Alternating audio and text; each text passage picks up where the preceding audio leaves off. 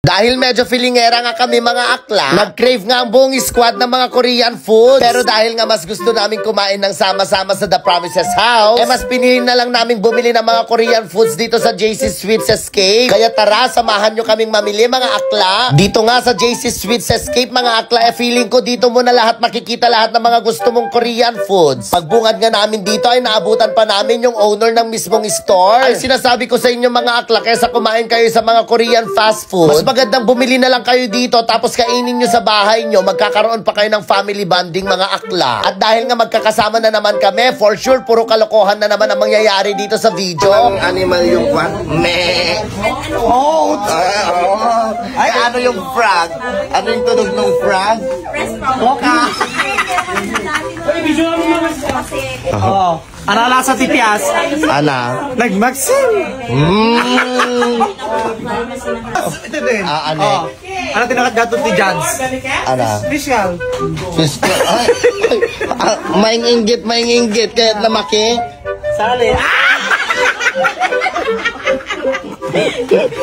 Anek. Kulay ni kayo net. Degree. Anek. Naduto yasulin, ada iti. Kudo. Pagiti tama. Ganado. Ano? Maling. Ay, ang daming boys.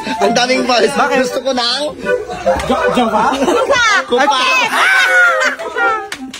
At ayun na nga, napaka-corny na naman mga akla. Kung makikita nyo nga dito, mga akla ay kinuha na namin lahat ng mga gusto naming kainin. Syempre, hindi dyan mawawala ang napakasarap na ramen, mga akla. Pag sinabi kasi talaga nating Korean food, number 1 dyan ang ramen. Uston mamang. Again, entry ka manin. Pero minute ko nga para hindi nyo marinig kasi walay talaga mga akla. After nga kunin nila akong Joren at ni RD lahat ng mga gustong kainin nila mga akla, kinuha ko na din yung mga gusto ko. Syempre, dahil vlogger tayo, ipatong natin yung cellphone ko dito sa gilid tapos aging kukuha tayo, o diba? Pero yun na nga mga akla, inuulit ko para sa lahat ng mga mahihilig sa Korean foods, meron na tayong pagbibilihan dito sa Kawayan. At ito na nga, binayaran na natin lahat ng mga kinuha natin mga akla. Excited na talaga akong kumain kasama ang pabak ng squad. O, sa lahat ng mga naku-curious kung saan nga ba talaga ito, nasa mismong side nga lang talaga siya ng Kawayan Parish Church mga akla. Dito nga ay medyo naiiyak-iyak kami kasi kanina tumatawa-tawa lang siya tapos ngayon nandiyan na siya. My God naman. Ay,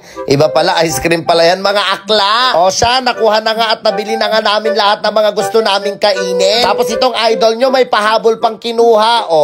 Ano yan na naman? Akala ko ba high blood ka? Naku naman, paano naman ako magda-diet pag ganito naman karami yung mga kinukuha ko? Minsan lang to, bukas na naman ulit ako magda-diet mga akla. Kaya tara, samahan nyo ako mga akla. Bayaran natin tong mga dagdag sa mga kinuha nila kanina. Ewan ko ba kung bakit kami biglang nag-crave ng mga Korean food, di naman kami mukhang Korean mga akla. Hindi ko na nga din napigilan yung tiyan ko at ininom ko na yung isa kong binili mga akla, pero in fairness, ang sarap talaga. Kaya ayan, pinatikim ko din kay ating Richie. Sa mga hindi nakakaalam, siya nga pala ang marketing manager ng pabak ng squad. Kung gusto nyo kaming i-book at i-contact mga akla, siya lang ang i-reach out nyo. Go na at kita-kita tayo. Siya, excited na akong kumain sa content house, kaya tara, uwi na tayo mga akla. Kung nagkikrave ka ng Korean foods ngayon, pumunta ka na sa JC Sweets Escape mga akla. Maraming salamat sa panonood. Bye!